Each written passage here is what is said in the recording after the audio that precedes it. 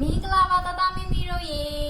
siama imu pipare. Dini siama ka tata mimili do drigo. Pau mili piama pipare. Di pau mili ka tata mimi do dri ayang lirigo. Di sina lezima pipare. Kaji swere akama tata mimi do achiga ayang liri ye tabode yaligo siama ka.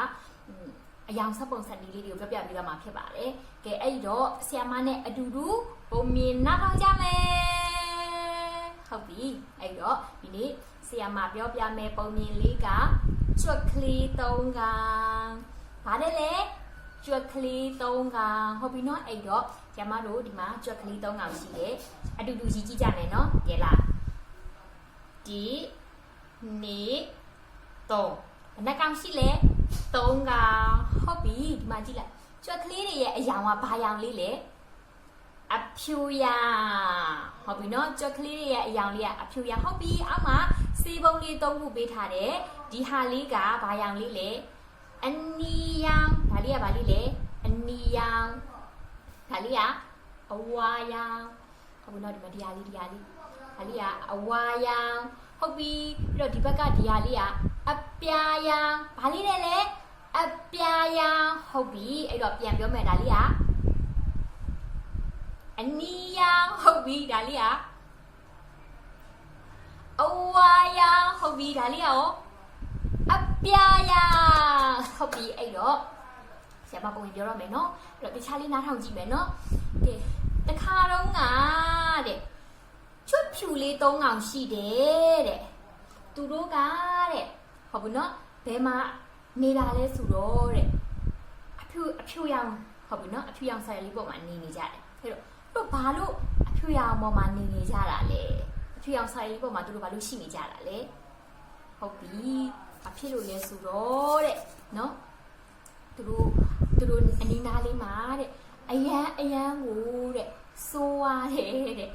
ကြောင်ကြီးတစ်ကောင်ကြောင်စိုးကြီးတစ်ကောင်ရှိတယ်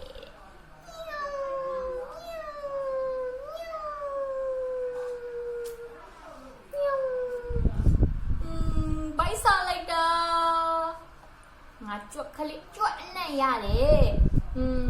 တွားပြီးတော့ဖမ်းဖောက်မှပဲဒါပေမဲ့တဲ့ကြောင်ကြီးတဲ့ကြွက်ကလေးတွေကိုမမြင်ရဘူးတဲ့ဟုတ်ပြီနော်ဘာဖြစ်လို့လဲသိလားကြွက်ကလေးတွေကိုဒီကြောင်ကြီးကဘာဖြစ်လို့မမြင်ရတာလဲဒီကြွက်ဖြူလေး၃ကောင်ကသူတို့နေနေတာဘယ်ပေါ်မှာနေနေတာလဲ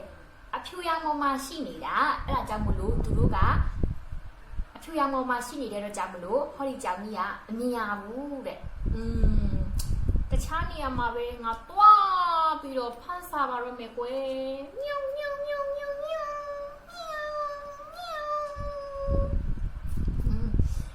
တနေ့မှာတော့တဲ့ကြွက်ကလေး၃ကောင်ဟာတဲ့သူကတဲ့နော်စေပုံ၃ခုကိုတွေ့တယ်တဲ့စေပုံ၃ပုံကိုတွေ့တယ်တဲ့စေပုံ၃ပုံကိုတွေ့တဲ့အခါမှာတဲ့တပုံကအနီရောင်လေးတဲ့နောက်ထပ်တပုံကအဝါရောင်လေးတဲ့နောက်ထပ်တပုံကအပြာရောင်လေးတဲ့အဲ့ခါမှာကြွက်ကလေးတစ်ကောင်ကစဉ်းစားတယ်စေပုံတပုံတော့တွေ့ပြီအဲ့ဒီထဲကိုခုံဆင်းပြီးတော့ကစားကျင်လိုက်တာလို့ပြောလိုက်တယ်တဲ့အဲ့ဒီခါမှာတဲ့ကြွက်ကလေးရတယ်နော်ကြွက်ကလေးတစ်ခါမှနေပြီးတော့တဲ့ငါလည်းဒီထဲကိုတဲ့ခုံဆင်းကျင်လိုက်တာတဲ့အနီရောင်ပုံးတွေကိုခုံဆင်းလိုက်တော့မယ်ဟေးကဲခုံလိုက်ပြီ1 2 3အဲ့ထဲမှာအပုံးထဲမှာသွားကူးလိုက်ဟိုဘက်ကူးလိုက်ဒီဘက်ကူးလိုက်တဲ့ကစားရတာပျော်ပါလေကစားရတာပျော်ပါလေတဲ့ရေကူးရတာပျော်ပါလေတဲ့အနီရောင်စေးပုံထဲမှာတဲ့သူကတဲ့ကူးနေရတဲ့အဲ့ဒီခါမှာတဲ့သူကတဲ့ပြန်ထွက်လာတဲ့အခါမှာတဲ့ဟုတ်ပြီနော်ကဲပြန်ထွက်လာတဲ့အခါမှာတဲ့ဘာရောင်လေးဖြစ်သွားလဲဆိုတော့အနီရောင်လေးဖြစ်သွားတယ်တဲ့ဟုတ်ပြီနော်အဲ့ခါမှာသူကဒီစေးပုံလေးကနေထွက်လာအနီရောင်လေးဖြစ်သွားတယ်အနီရောင်လေးဖြစ်သွားတဲ့အခါမှာတဲ့သူ့တငယ်ချင်းဘေးနာကြွက်ကလေးတစ်ကောင်ကဟာဟိုကြွက်ကလေးကတော့အနီရောင်ပုံးထဲကိုဆင်းပြီးတော့ခုံလိုက်တဲ့အခါမှာအနီရောင်လေးထွက်ဖြစ်သွားတယ်ငါလည်းခုံဆင်းချင်လိုက်တာကဲ ခုံရမယ်အတူတူခုံရမယ်လာကဲခုံပြီနော်ဒီနေတုံးဝီဘုံကူတယ်ဟိုဘက်ကူလိုက်ဒီဘက်ကူလိုက်နော်ကြိုင်ပဲတဲ့ကစားနေတယ်ကစားရတာပြောပါတယ်ကစားရတာပြောပါတယ်ကဲအဲ့တော့တဲ့ပုံထဲကနေထွက်လာတယ်အဝါရောင်ပုံထဲကနေထွက်လာတဲ့အခါမှာတဲ့အဲ့ဒီကြွက်ကလေးကဘာရောင်လေးဖြစ်မယ်လို့ထင်လဲစဉ်းစားကြည့်မယ်နော်အဖြူရောင်ကြွက်ကလေးကအဝါရောင်ပုံလေးကိုခုန်ချသွားတဲ့အခါမှာထွက်လာတဲ့အခါမှာဘာရောင်လေးထွက်သွားမှာလဲကဲအဲ့ဒီတော့ဆရာမတို့တူတူကြည့်ကြမယ်နော်ကဲထွက်လာတကြကင်းကဲဘာရောင်လေးဖြစ်ပြောင်းသွားပြီလေအဝါရောင်လေးပြောင်းသွားပြီအဝါရောင်စက်ကလေးပြောင်းသွားပြီအရလာပါပဲအဝါရောင်လေးပြောင်းသွားပြီပြောလိုက်တာတနအဲ့ခါမှာ तू ကအဝါရောင်လေးပြောင်းသွားရောအဲ့ခါမှာ तू ဘေးနားမှာရှိတဲ့တငယ်ချင်းလေးကလည်းငါတငယ်ချင်းနှစ်ယောက်ကတော့အနီရောင်လေးနဲ့အဝါရောင်လေးပြောင်းသွားပြီငါလေကစားအောင်ပါပဲကစားကြည့်အောင်ပါပဲစမ်းသပ်ကြည့်အောင်ပါပဲငါတော့ဒီတစ်ခါဟိုဘေးဆုံးနားလေးကအပြာရောင်လေးတော့ခုံစင်းကြည့်လိုက်မယ်ဟုတ်ပြီအဲ့တော့ခုံစင်းမယ်နော်ကဲစင်းမယ်နော်မရတော့အရန်ကိုတီးကျင်နေပြီကဲအားလုံးနဲ့အတူတူကူးကြည့်ကြမယ်ကဲ ready ကဲနေတော့ဝီဘုံကူတယ်ရေကူတယ်ဟိုဘကူလိုက်ဒီဘကူလိုက်ကူလိုက်တာမလေးပြောလိုက်တာကစားရတာပြောရလားပြောပါတယ်ကစားရတာပြောပါတယ်အဲ့ခါမှာတဲ့နော်ကြွက်ကလေးအဖြူရောင်ကြွက်ကလေးကအပြာရောင်ပုံထဲကိုဆင်းသွားတဲ့အခါမှာသူ့ရဲ့အရောင်ကတဲ့ဘာရောင်လေးပြောင်းသွားမှာလဲကဲအားလုံးကြည့်မယ်နော်သူထွက်လာတဲ့အခါမှာဘာရောင်လေးပြောင်းသွားမှာလဲဆိုတော့တဲ့နော်သူထွက်လာတဲ့အခါအပြာရောင်လေးပါလားပြောလိုက်တာကဲအပြာရောင်လေးရသွားပြီဟုတ်ပြီ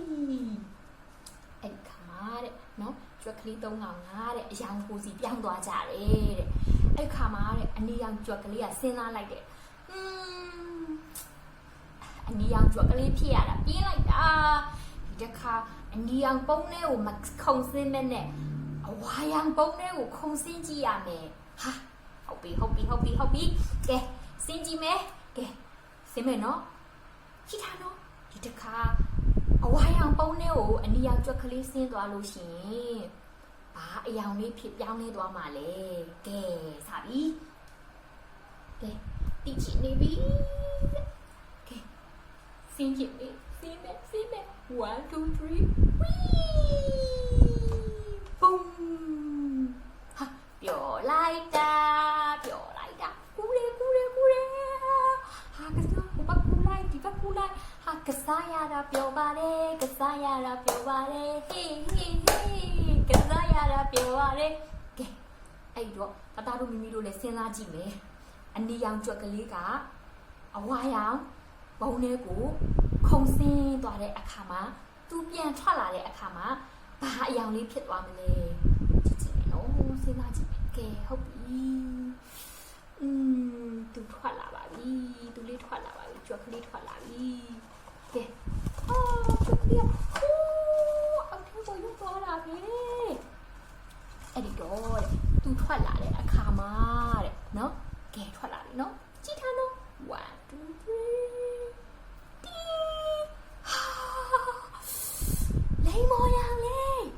လိမ္မော်ရောင်ကြွက်ကလေးပါလား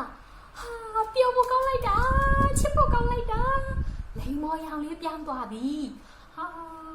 အနီရောင်ပုံးလေးကကြွက်ကလေးကအဝါရောင်လေးကိုခုံဆင်းသွားလိုက်တဲ့အခါမှာဘာရောင်လေးပြောင်းသွားလဲလိမ္မော်ရောင်လေးပြောင်းသွားပြီဟာပျော်လိုက်တာအဲ့ဒီအခါမှာတဲ့သူဘေးနာအဝါရောင်ကြွက်ကလေးကနေပြီးတော့ ငါလေးသူလူမျိုးအယောင်ပြောင်းကြည့်ရင်ကောင်းမလားကဲငါလေးခုံစင်းကြည့်အောင်ပါပဲကဲဟုတ်ပြီဒီတစ်ခါငါကတော့ဘယ်ထဲကိုခုံစင်းရင်ကောင်းမလဲကဲအပြာရောင်ဘုံလေးကိုခုံစင်းမယ်ကဲကျွတ်အဝါလေးကအဝါရောင်ကျွတ်ကလေးကဘယ်ထဲကိုခုံစင်းပါလဲလေအပြာရောင်ဘုံလေးကိုခုံစင်းလိုက်တယ်တဲ့စဉ်းစားကြည့်မယ်နော်အပြာရောင်ဘုံလေးကိုခုံစင်းကြည့်တဲ့အခါမှာတဲ့သူတို့တဲ့ဘလို့ဖြစ်သွားမှာလဲဘာရောင်လေးဖြစ်သွားမှာလဲကဲလာပြီခုံမယ်နော်1 2 3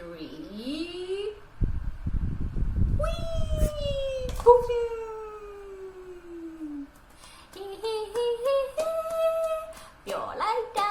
ပြောလိုက်တာရေကူးရတာပြောလိုက်တာဟာဟိုဘက်ကူလိုက်ဒီဘက်ကူလိုက်ကစားရတာပြောပါတယ်ကဲသူထွက်လာတဲ့အခါမှာဘယ်အောင်လေးဖြစ်မလဲကြည့်ကြည့်မယ်နော်ကဲအဲ့ဒီတော့မောသွားပြီမကစားတော့ဘူးတဲ့ကဲအဲ့တော့အဝါရောင်ကျွတ်ကလေးကတဲ့အပြာရောင်ဘုံလေးကိုတဲ့ခုံစင်းလိုက်တဲ့အခါမှာတဲ့ဘာရောင်လေးပြောင်းလဲသွားတာလေဆိုတော့တင်းအစိမ်းရောင်ကျွတ်ကလေးဖြစ်ပြောင်းလဲသွားတာဟာအစိမ်းရောင်ကျွတ်ကလေးပါလားအစိမ်းရောင်ကျွတ်ကလေးပြောလိုက်တာအချစ်ကောင်းလိုက်တာတဲ့ကဲအဲ့တော့အစိမ်းရောင်ဖြစ်ပြောင်းသွားပြီကဲအစိမ်းရောင်အဝါရောင်လေးကနေအစိမ်းရောင်လေးပြောင်းသွားတယ်နော်အဲ့ဒီခါမှာတဲ့အပြာရောင်ကျွတ်ကလေးကနေပြီးသူတို့တင်ရောက်ကတဲ့နော်အယောင်လေးတွေပြောင်းသွားပြီဆိုတော့တဲ့ဒီတစ်ခါတဲ့ငါလေးတဲ့အယောင်ပြောင်းကြည့်ရမယ်တဲ့ဘာရောင်လေးဖြစ်မလဲတဲ့အဲ့ဒီခါမှာတဲ့အပြာရောင်ကျွတ်ကလေးကနေပြီးတော့တဲ့ငါဘယ်ထဲကိုခုံစင်းရင်ကောင်းမလဲကဲစင်တော့မယ်နော်ကဲလာပြီငါဒီတစ်ခါတဲ့အနီရောင်ပုံးလေးကိုခုံစင်းကြည့်မယ်တဲ့ကဲတားတို့မိမိတို့ရေအပြာရောင်ကျွတ်ကလေးကအနီရောင်ပုံးလေးကိုခုံစင်းလိုက်တဲ့အခါမှာသူဘာရောင်လေးပြောင်းလဲသွားမှာလဲအတူတူစဉ်းစားကြည့်မယ်နော်ကဲခုံတော့လိုက်မယ်နော်ခုံစင်းလိုက်တော့မယ်နော်ကဲဒီနေတော့ကူတယ်ဟိုဘက်ကူတယ်ဒီဘက်ကူတယ်ဟိုဘက်ကူတယ်ဒီဘက်ကူတယ်ပြောလိုက်တာကစားရတာပြောပါတယ်ကစားရတာပြောပါတယ်ကဲအဲ့တော့ပြာရောင်ကျွတ်ကလေးကတော့အနီရောင်ဘုံလေးကိုခုံဆင်းသွားပြီအဲ့တော့ဘာရောင်လေးဖြစ်သွားမလဲကြည့်ကြမယ်နော်ကဲအဲ့ဒီတော့သူပြန်ထွက်လာတဲ့အခါမှာတဲ့ဘာရောင်လေးထွက်လာမှာလဲဆိုတော့တဲ့ဟုတ်ပြီနော်ကဲယူလိုက်ပြီနော်ဒါတော့မိမိတို့ဘာရောင်လေးဖြစ်မယ်ထင်လဲဘာရောင်လေးဖြစ်မယ်ထင်လဲဘာရောင်လေးလဲဒီကြည့်ကြမယ်နော်တင်းအော်ဒီဘက်ပြောင်းရင်လေတင်းဘာရောင်လေးဖြစ်သွားပြီလဲခရမ်းရောင်လေးဟာခရမ်းရောင်လေးဖြစ်သွားပါလားဟာအပြာရောင်ပုံးလေးအပြာရောင်ကြွက်ကလေးကအနီရောင်ပုံးလေးကိုခုံဆင်းလိုက်တဲ့အခါမှာခရမ်းရောင်ကြွက်ကလေးဖြစ်သွားတယ်ပြုံးကောင်းလိုက်တာတဲ့ကဲအဲ့တော့သူတို့ကြွက်ဖြူလေး3ယောက်ကအကြွက်ဖြူလေး3ကောင်ကအခုအရောင်လေးတွေပြောင်းသွားပြီနော်အဲ့ဒီအချိန်မှာတဲ့နော်ကြောင်ကြီးနားပြီး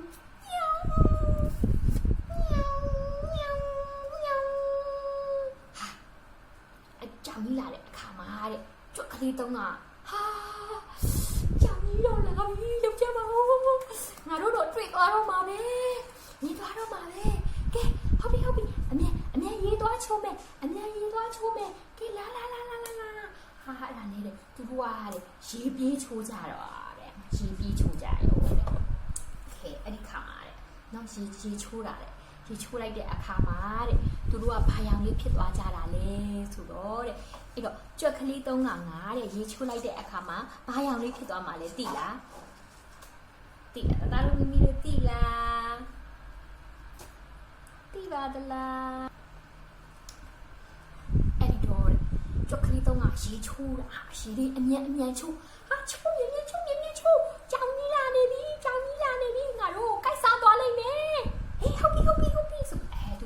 ရေချိုးပြီးသူ့နေရာနဲ့ပြန်နေလိုက်တယ်ကဲသူတို့ရေချိုးတဲ့အခါမှာအဖြူရောင်လေးပြန်ဖြစ်သွားတယ်အဲ့ဒီခါမှာတဲ့ကြောင်ကြီးကလာပြန်ရောတဲ့ညောင်းညောင်းညောင်းညောင်းညောင်းညောင်းညောင်းကျွတ်ကလေးတွေကစောင်းမယ်ကျွတ်ကလေးတွေဘယ်နားမှာလဲခုနကတွေးလိုက်ပါသေးတယ်ကဲကျွတ်ကလေးတွေနားမှာလဲကြောင်ကြီးလိုက်ရှာနာတယ်ကျွတ်ကလေးတွေဘယ်နားမှာလဲလိုက်ရှာနာရှာတဲ့အခါမှာတဲ့ကျွတ်ကလေးတွေအတန်အပါပဲတက်ကလေးနေနေတာတဲ့အဲ့ခါမှာတဲ့အဲ့တော့ကြောင်ကြီးရတယ်အဖြူရောင်စာရွက်ပေါ်မှာရှိတဲ့အဖြူရောင်စာရွက်ကလေးတွေကိုမမြင်ရတဲ့အတွက်ကြောင့်ဟာရှာလို့မတွေ့ဘူးတခြားနေရာကိုသွားပြင်ရှာဆောင်မယ်ဆိုပြီးတော့ထွက်သွားတဲ့ညောင်ညောင်ညောင်အဲ့ခါမှာကြောက်ပြီးတော့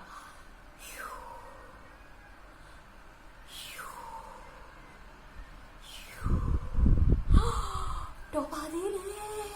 ငါတို့ကြောင်ကြီးမမြင်တော့လို့ကဲတကယ်ချင်းတို့အခုငါတို့အဖြူရောင်နဲ့နေကြမယ်ကြောင်ကြီးလေးထွက်သွားပြီကဲအဲ့ဒီတော့တဲ့နော်ပုံမြင်လေးကတော့ဒါပါပဲကလေးလေးတို့ရေအဲ့ဒီတော့ကြက်ဖြူလေးတွေကတဲ့ကြောင်ကြီးရဲ့ရန်ကနေလွတ်မြောက်သွားပါတော့တယ်တဲ့ကဲတသားတို့မိမိတို့ရေဒီပုံမြင်လေးကိုကြိုင်နေတမယ်လို့ထင်ပါတယ်နောက်ထပ်လေအိမ်မနေရင်ဆရာမနဲ့အတူတူ